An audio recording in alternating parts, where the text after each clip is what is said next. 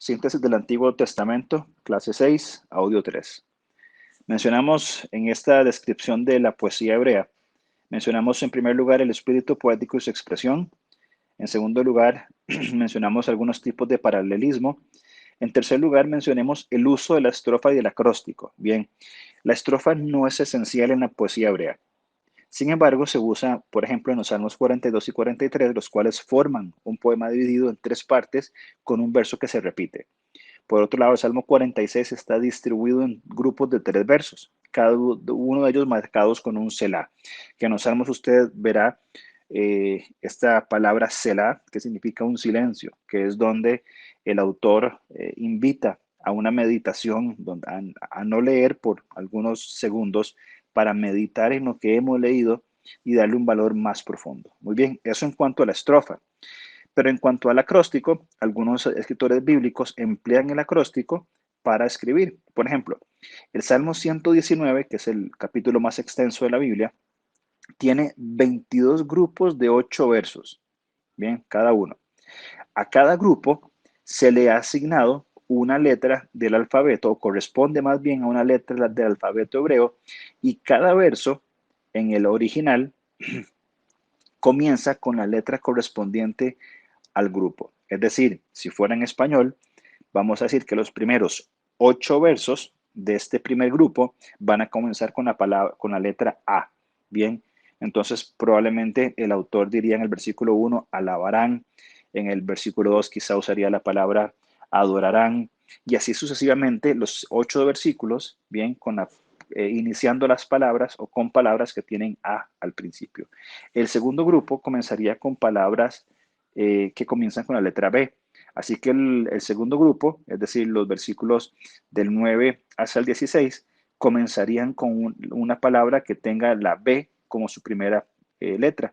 Bueno es Dios, podría decir el versículo 1, bondadoso, etcétera. Bueno es andar con el Señor, etcétera. Diferentes palabras que comiencen con esta letra. Y así sucesivamente, yendo por cada una de las palabras. Es un acróstico, bien, donde se van explicando la grandeza de Dios en estos cantos poéticos. El Salmo 37 también, cada tercer verso empieza con una letra de ese mismo alfabeto. El capítulo 3 de los Salmos, el capítulo 3 de Lamentaciones es un ejemplo importante de una composición acróstica. Bien, así que podemos verlo ahí. Evidentemente todo esto se da en el hebreo del Antiguo Testamento, en la traducción al español. No se guardan debido evidentemente las palabras no corresponden con las mismas letras. Así que cuando se traduce al español se pierde la imagen de un acróstico y necesitamos pues ir al texto hebreo para poder ver estos elementos funcionando. En un cuarto lugar, mencionamos los géneros de la poesía hebrea. Bien, podemos clasificar la poesía que se encuentra en la Biblia en 4 géneros: la lírica, didáctica, la dramática y la elegíaca. Es decir, el género que se ve en endechas y cantos fúnebres, esta última elegíaca. La poesía épica, que trata de la acción heroica, también se relaciona con el destino de la raza, de la nación, que es parte importante de la narrativa que encontramos en el Antiguo Testamento, porque estas poesías van hablando de lo que sucedió, de las gestas heroicas, de los eventos importantes, de las batallas cruciales que se fueron desarrollando, y algunos poetas, algunos artistas fueron imprimiendo bien esta esencia, este sentido, a través de su capacidad, de su virtud, de su arte, y fueron registradas por la gracia del Señor y el Espíritu Santo en las escrituras que tenemos hoy con nosotros. Por tanto, también los eventos históricos son narrados poéticamente en diferentes secciones de los salmos o algún otro texto, bien, para que nosotros hoy podamos iluminar, podamos colorear, ¿sí? Si nosotros leemos, por ejemplo, alguna de las narraciones de los números o de las crónicas, de las genealogías, vamos viendo una serie de nombres que con todo el respeto, es aburrido leer nombre tras nombre tras nombre. Pero cuando nosotros entendemos o nos dedicamos y tenemos la curiosidad de ir viendo algunos nombres importantes en estas genealogías, y no quiero decir que las genealogías no sean importantes, son muy importantes para el contexto histórico, bien, y para la comprensión del libro, pero la lectura, netamente como lectura, es repetición de nombres.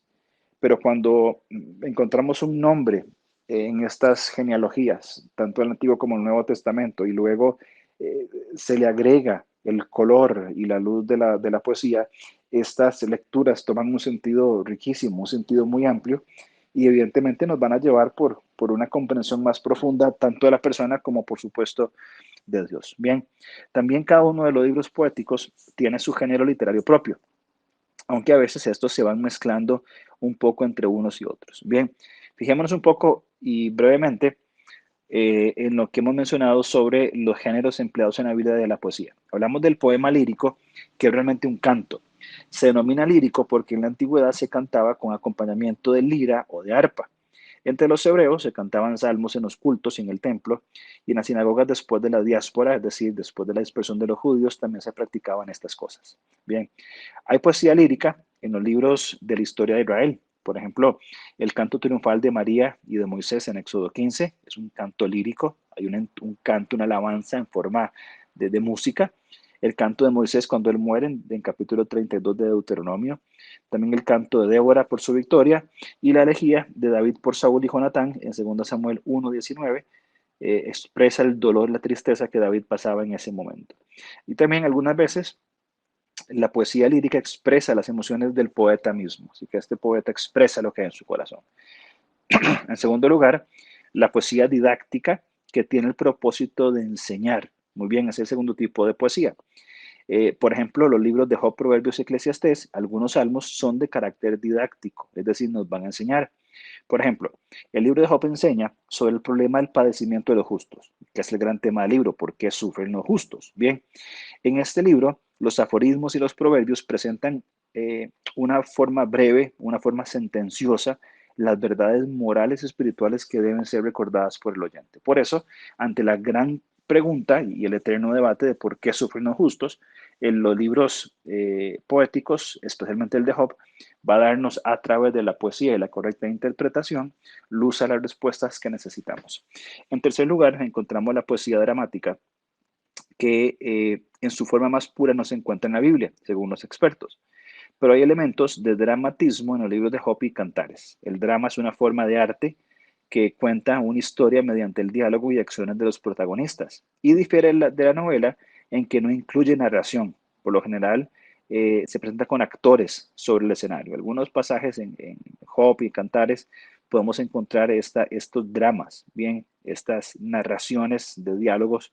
Por ejemplo, cuando Job conversa con sus amigos, bien, este drama que se interpreta, estas situaciones, bien, o las conversaciones en los personajes en el libro de los Cantares, que van dramatizando y van poniéndole la esencia a, a sus conversaciones sobre la verdad de Dios y cómo afecta a la humanidad las circunstancias que cada uno de ellos vive. Y finalmente, la poesía elegíaca, que es la expresión de los elementos por los muertos, es decir, el lamento, el lloro, la tristeza.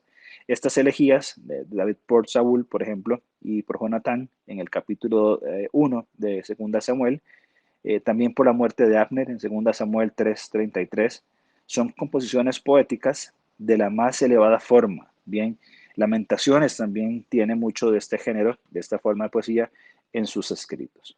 Finalmente, la poesía hebrea, en quinto lugar, la poesía hebrea expresa vividamente las experiencias y emociones religiosas, que como decíamos antes, es una expresión de la mente y el corazón humano en la humanidad, valga la redundancia, en la cotidianidad de las cosas en que vivimos. Por eso son importantes, porque expresan el corazón del hombre y encuentran respuesta de Dios dentro de la historia de un pueblo como es el pueblo de Israel.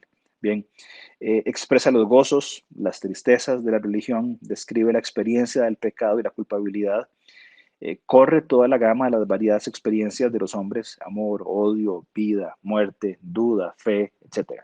Dios, sin embargo, es el centro de atención, Dios es el centro de adoración y a Él se glorifica a través de esta poesía. Entonces, finalicemos este audio repensando el propósito de la poesía hebrea cuando decimos de que es una manifestación de la cotidianidad de la vida diaria, de las vivencias de los hombres en un mundo caído, que estamos en proceso de restauración y expresamos lo que sentimos, pensamos y vivimos, pero siempre, absolutamente siempre, se halla la respuesta a nuestras dolencias, a nuestras situaciones, en la persona de Dios. No hay, por eso el salmista dice, no hay otro refugio que no sea el Señor, que como el ciervo brama por las aguas, así buscamos nosotros al Señor. O como Job dice, que hubiéramos muerto, hubiéramos desfallecido si no confiáramos en la bondad del Señor. Esa es la esencia de lo que los autores del Antiguo Testamento en los libros poéticos quieren transmitirnos a nosotros el día de hoy.